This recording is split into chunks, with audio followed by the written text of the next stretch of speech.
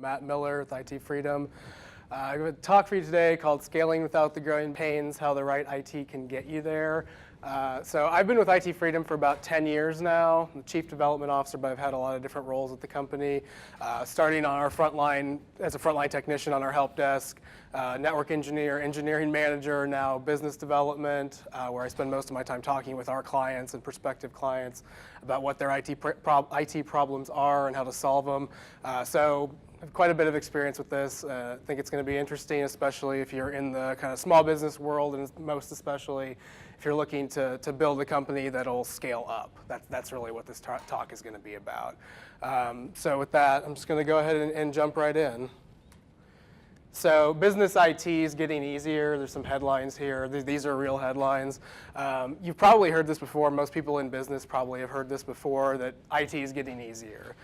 It may not have been framed out quite that way. It might have been, hey, we're going to move our IT to the cloud, and we're going to make it easier and cheaper by moving it to the cloud. That's basically another way of saying business IT is getting easier. It may have been embedded in something more like an Apple marketing narrative. There's graphics of these hip young people doing serious professional things right on their iPhone. Again, business IT getting easier is really the message there. And that narrative is pretty much right. You can go out and buy MacBook, Microsoft Surface, which I have a bunch of at the back here. You get that, you couple it with some software as a service type applications, something like Office 365 or Google Apps for email, Salesforce for CRM, Zendesk for customer support. Get that stuff together with a fast internet connection and you're well on your way to launching a business. That's undoubtedly true and undoubtedly a really good thing. I mean, making business easier is awesome. That's great. That's one of technology's highest and best uses. But it hides a lot of complexity, and that complexity is what we're going to talk about a little bit today. So we're going to talk about a problem that we get hired to solve all the time, really one of the core things that IT Freedom does for our clients. And it's a problem that's actually made quite a bit worse, in my opinion, by that kind of lowering of the bar of making business IT easier. And then third, and maybe most importantly, it's a problem that impacts high growth potential organizations, kind of right when they're about to start scaling, right when they're starting to hire staff at a quick rate, right when they're building out new departments that maybe didn't even exist before. That's really when this problem bites them. So I think this should be interesting to go through. So we're going to talk about this problem in the context of a real-life case study with one of our customers. A company here in Austin called Modernize. Some of you guys may have heard of them, but I'll tell you a little bit about them. So they're a lead generation company for the home improvement industry. They've processed something like 21 million requests for quotes on home improvement projects, set about 8 million appointments with contractors, which is who Modernize works with in order to run their business, and facilitated the completion of about 2 million completed home improvement projects. So they're operating at a pretty significant scale at this point. They operate from these beautiful offices right here, 8th and Congress, not too far away. And they've done all of this while, since we met them for the first time just in August 2015, they've more than doubled their headcount, and while doing that, also been written up in the Austin Business Journal, been on the Austin A-list of startups to watch. So they're pretty serious here in town. But they faced a common problem when we met them, and I'm going to phrase it as they weren't taking IT very seriously for the size of organization that they had become. So they had a viable IT setup. They had their offices, these new offices built out not too long before we met them. But the thing is that they're using things like cloud applications, the things that I mentioned before, things like Google Apps, and they had a minimally viable IT setup. But what we're going to talk about is that really kind of falls apart pretty quickly without the right things backing it up, without a reliable network, without basic standardization of IT practices, and without clear roles and responsibilities for who's doing what in terms of IT. That infinite scalability promised by cloud apps really does fall apart pretty quick. So I want to take a short aside here, and I want to pause and say that this talk really isn't about IT freedom. It's not about us. It's not about the managed IT services, which is the term for what we do. It's really about optimizing for the customer experience, and that's really what IT is about these days. So all IT departments have customers. A company like IT Freedom, we have literal customers. Businesses hire us to solve problems, but even internal IT departments have customers in the form of the staff that they serve. So that's really what IT is about. IT's goal is to understand and serve, an IT department's goal is to understand and serve their customers, enable the individuals in that business to do their job, and however they get there is really irrelevant. So I just want to be clear that this talk's really about taking IT seriously, whatever that means for your business, not necessarily that what we do is right for everybody. So this is kind of my one key takeaway that I would like to leave you with at the end of this talk. I'd encourage you all to consider the strategic technology needs of your organization. Don't just treat it like a cost center. You'll be rewarded. Ignoring these things, in my experience, usually leads to some combination of embarrassing failures, be it in front of your staff or your clients, losing efficiency due to technology problems, so something that's actually broken and people are losing efficiency to that, or more commonly, but no less importantly, everyone's just doing things a little bit differently. So the wheel is being reinvented every time some IT issue comes up, every time we share a file, and nobody's collaborating effectively. That's just as damaging to an organization as legit IT issues. So this is a brief timeline. Back to our case study here. This is a brief timeline of our experience with Modernize. We're going to look at this in terms of a few different things. So some things that we fixed. I'm going to talk about some projects that we took on kind of right away, right when we met Modernize. And then we're going to shift from there and talk about some ways that the relationship actually just paid off over time. So not fixing specific problems necessarily, but ways that taking IT seriously and being engaged with IT paid off for the organization. So we're here in 2015, towards the right side of this slide. Like I mentioned, Modernize had recently moved into those beautiful offices on Congress Avenue. The network was minimally viable. People were working. The business was operating. Modernize is also a company that happens to be powered by technology, like many companies here in Austin. They're really a software company when it comes down to it. They generate leads for the people that they sell to, but that's all backed by software and sophisticated business intelligence. That's really the business they're in. My point being that they have their own engineers in-house who keep their revenue-generating technology working. So consider this. So Modernize has their own engineers in-house keeping the operational side of the business running, keeping revenue flowing. Those people can pinch hit as IT, and most of their applications are in the cloud, things like Google Apps, what have you. You could be forgiven for thinking, okay, well, everything's working then, everything's great. But the reality is things were really not working well when we first met Modernize. And the issue here really is that viable isn't the same as good. And in the IT space, it's really easy to, or many companies at any rate, tend to confuse the two. Viable is not the same as good. They were still using the same IT tools and processes as a 50-person company that they were as a much smaller company. And that just was really beginning to break down. They had a very small IT provider, think a couple of guys, really. Not necessarily a big company, but just a couple of guys helping them with IT. Those guys served them well for a long time, but they lacked the experience designing and supporting larger networks, which was what Modernize really needed for the size that they had grown to. They were struggling with basic day-to-day IT things like reliable Wi-Fi, things like moving to cloud-based file storage, and probably worst and most damaging of all, they couldn't keep up with the pace of bringing on new employees. So if you've ever worked at one of these kind of high-growth companies where they're hiring 5 or 10 people a month potentially, that's a lot to keep up with, and that wasn't happening. And that's a huge thing that I think we addressed successfully. I'll talk about that in a little bit. So I do want to be careful to say that when a situation like this comes up, and this was definitely the case with Modernize, things not working well doesn't mean that the basic foundation of well-functioning business IT was present. Again, cloud-based applications, things like that. Those decisions that were made early in the founding of the company served them well to that day, and they continue to serve them well to this day. This is really about putting the right IT processes around that stuff and about taking IT seriously for the scale of your organization. So I'm going to talk now a few things that we actually did to fix. I'm going to give some concrete examples. So the first is reliable Wi-Fi. So I think everybody at this point probably knows, given the number of times I was asked for the Wi-Fi key just in the last 15 minutes, Wi-Fi is no longer a novelty. It's not a nice to have. It's got to be there. It's got to work well. It's business critical, especially for a young, hip company like Modernize, who's trying to let their people work where they want to. They have a patio that looks out over Congress Avenue. They want to be able to sit out there and work, and I would too.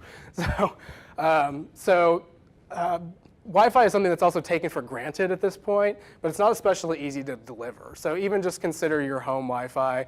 Pretty much everybody has home Wi-Fi at this point. Probably wasn't that hard to set up, probably wasn't that expensive to set up, but I guarantee everybody in this room has probably been frustrated with their home Wi-Fi at some point. And that's on a very small scale with very simple equipment, handling probably connectivity for just a few devices. So scaling that up into a legit office environment is actually really technically challenging. In the case here, we had 50 people in the office. They were growing rapidly. 3 or 4 devices apiece wasn't uncommon: laptop, tablet, phone, potentially another tablet or another laptop even. Or in a concrete office building surrounded by other offices who are blasting out their own Wi-Fi signals on the same airwaves that we were trying to use. This is really hard. This actually takes an expert to do this right. The off-the-shelf wireless routers from Best Buy that the old provider was trying to use to deliver that were not going to cut it. So we designed a network to fit what they needed. We did a site survey. We figured out how people flow through the office. We figure out where they gather. We figure out where the conference rooms are. We figure out how many visitors they're likely to have. We look at their calendar and figure out, okay, you have an annual event where the number of people in the office quadruples. Let's talk about that. So we figured all that out, and then we built a network to serve those needs. It was not especially cheap, and it was not especially easy, but the way you have to look at these things is take the pent-up frustration of 50 people just trying to do their jobs and the amount of time and frustration that goes into something like that and stack it up against the cost of doing it right, and it's usually a pretty easy sell. Next, I mentioned this earlier, so employee onboarding. So this is really critical for a business that's scaling up. Being able to bring people on board quickly and effectively. And this really ties in with the aspects of IT that are about the customer experience. Again, where customers are, however you want to define them, people in the office the IT department serves. And it's really critical because it's a first impressions thing. You're bringing on a person who probably took a non-trivial amount of time and money to recruit and get on board.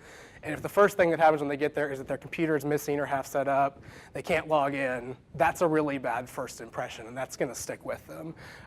So it's surprisingly hard and requires a surprising amount of discipline to do this right, especially when you're hiring very often, as Modernize and many other companies in Austin are. And we fixed it in a pretty simple way. We established a process. That's just what something like this takes.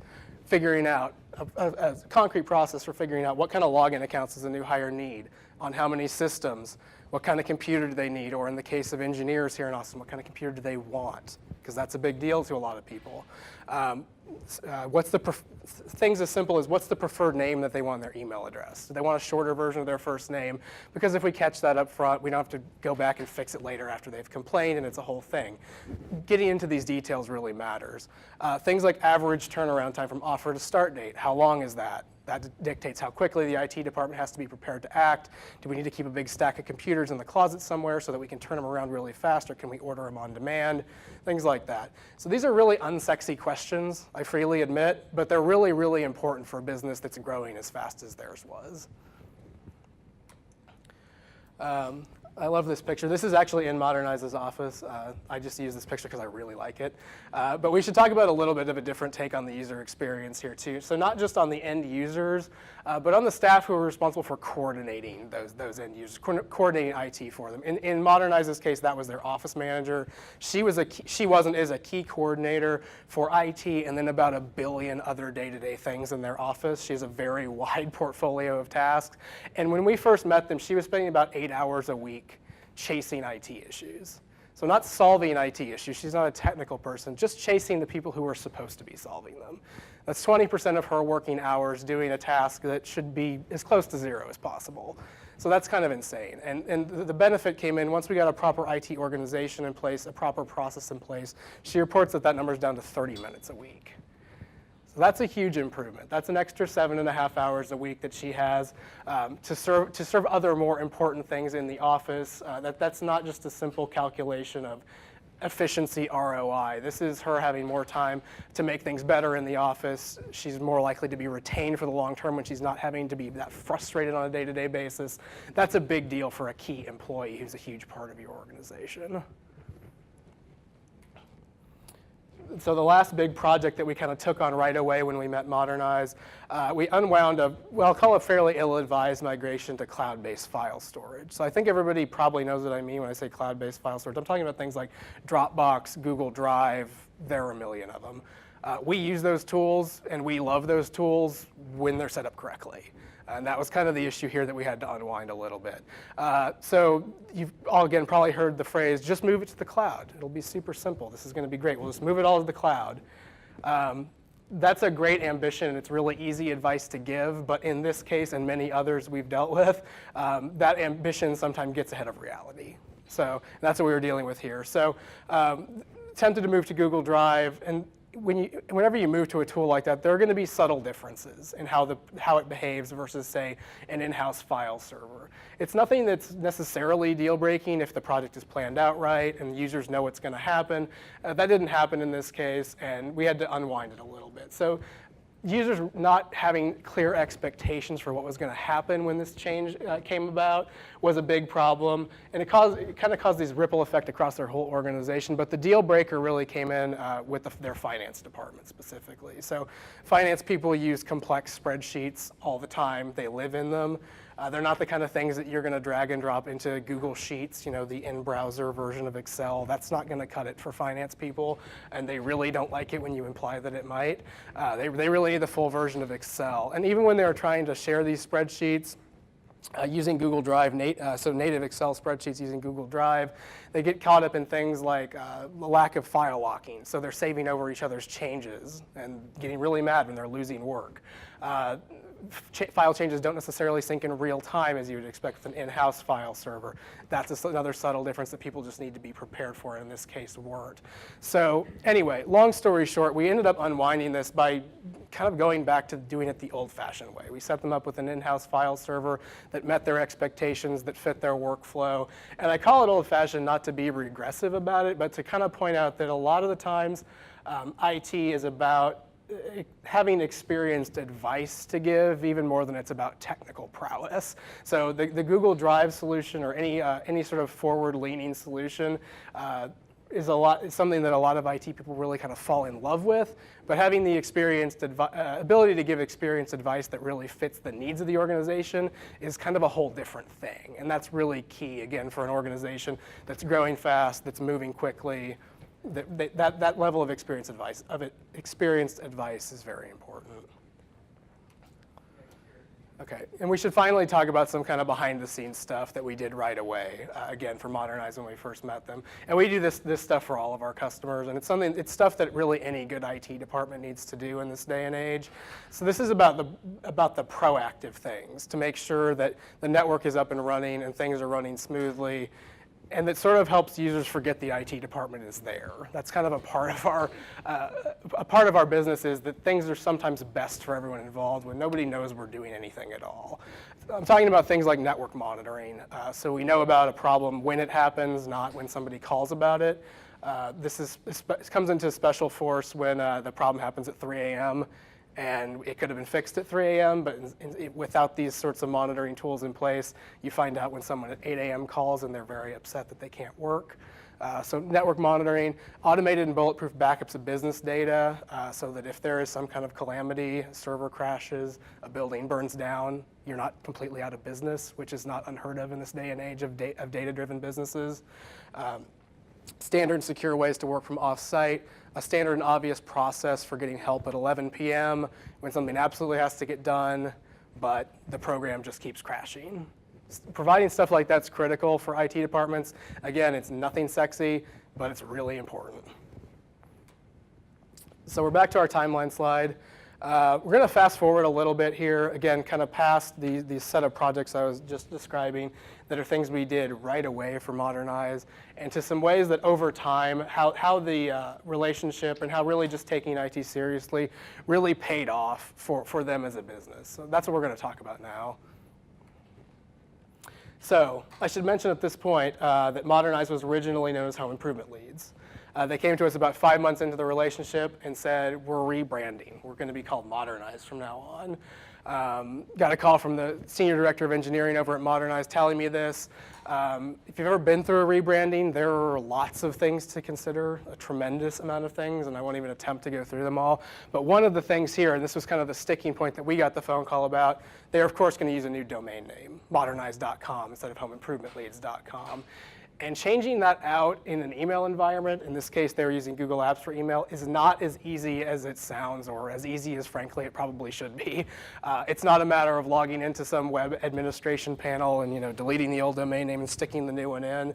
This process involved writing scripts to deal with Google's API on the back end. It involved touching every single user device, from laptops to phones to conference room PCs to projectors in some cases. Basically touching every device and everybody getting a new username and password. So a very delicate and intrusive process for the business. So this is a project that there are third-party contractors, they'll do this. You can Google it, Google Apps Consultants. But if you've been in business for any amount of time at all, you probably have some intuitive understanding of the risk involved with bringing in an unknown third party who you've never dealt with before to do something this sensitive. This type of project is a project where it would be very easy to cause a major outage by doing something wrong. So it's very delicate, not something you want to necessarily leave to somebody that you don't really have any faith in. This relationship with IT Freedom paid off for them in this case because we were there, not just there with the technical expertise to get this done, but we knew the business. We knew the people involved. We knew the org chart. We knew the layout of the offices because, again, we had to find every single device that needed to be reconfigured. We knew what workflows were absolutely critical for them and what could wait.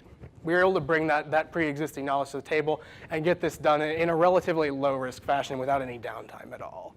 So, again, just a way that taking IT seriously over a long period of time can definitely bring some rewards for new business priorities that you may not have even known were coming.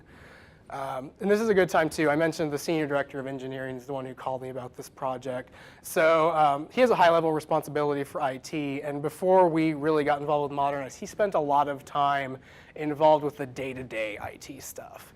So hearing out issues, dealing with contractors who weren't necessarily delivering on their promises, that's something that someone with a senior director title really shouldn't have to deal with at all. And I'm happy to report that now I feel like things are really working how they should for somebody in that kind of an executive leadership role.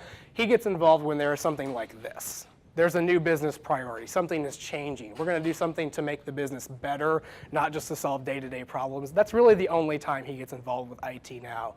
And that's exactly how it should be. Okay, so we're going to talk a little bit now. Another good example of this sort of long-term commitment paying off. Modernize operates a call center out of their office. And like most modern call centers these days, they use a voice over IP platform. So voice over internet protocol, it basically means that your voice traffic is going over your internet connection as opposed to going over the old school switched phone network.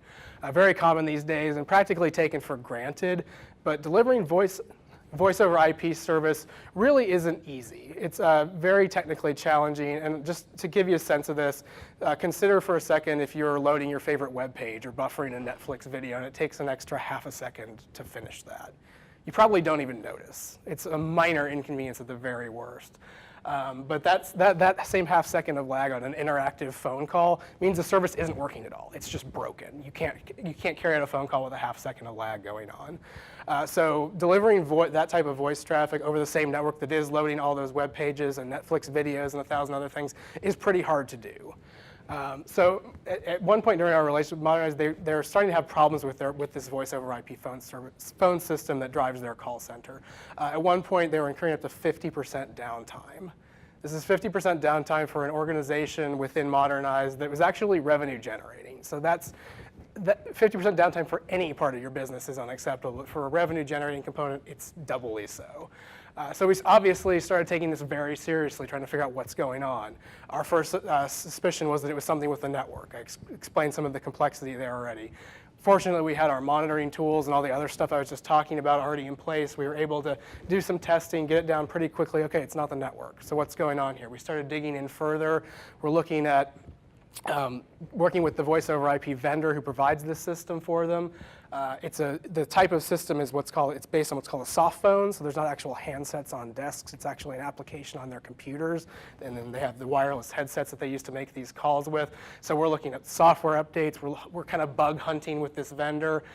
We eventually figured out what was going on, and it ended up being, and I need to look at my notes for this because it's that difficult. So we tracked it down to being the driver software running the network cards on the docking stations of the individual users' laptops.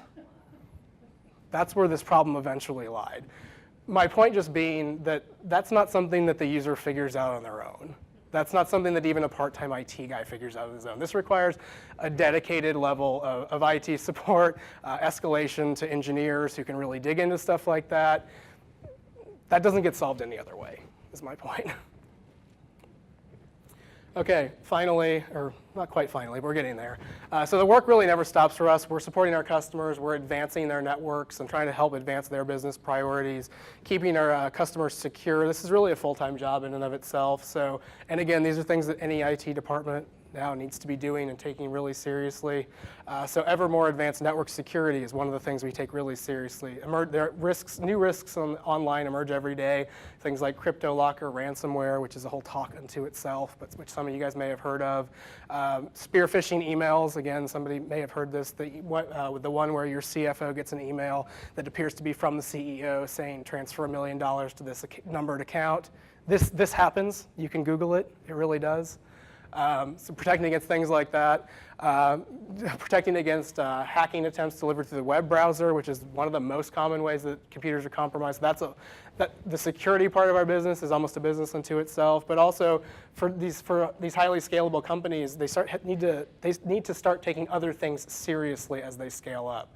Things like IT policies and procedures that go well beyond what you can just get by with as a 5 or 10 person company. So refresh schedules for our IT hardware, acceptable use policies for company resources, corporate governance policies for understanding, minimizing, and shifting IT related risks. We're back to more unsexy questions, but they're, again, really important, and they're basically essential once your company gets to the size that Modernize has reached. So I'm really back to my core, and again, only point, take IT seriously. I'm going to leave you guys with 3 actionable takeaways that I hope will be useful for you. So first and foremost, I would recommend if you're starting a business or if you're kind of in early stages here, don't spend a lot of money on IT, but do spend some money early and smart. Smart dollars spent right up front will pay off down the road. Related to that, and point 2, spend some time thinking about your most critical business teams and processes. Teams that generate revenue, the teams that get and keep customers, whatever the case may be for your business. And then think about your goals. So you've presumably got goals, project out a couple of years in your mind. What do those teams and processes look like in 2 years? If the answer is that they've doubled or tripled in size, or that the applications they use today won't support a team that size, or anything like that, you should probably talk to an IT expert sooner rather than later. Again, it's just a matter of laying a good foundation. You can avoid a lot of problems by getting ahead of those things. And finally, and third, make IT checkups a part of your corporate best practices. So as you start to scale up, things are going to be crazy, obviously. But there will be presumably some process by which you check in on things, quarterly, annual reviews, whatever the case may be for your management team. Make sure IT is a part of that, and really just try to catch things when there's still opportunities for improvement, rather than being huge problems you have to solve. All right, that's it. I'm going to put my contact info up there.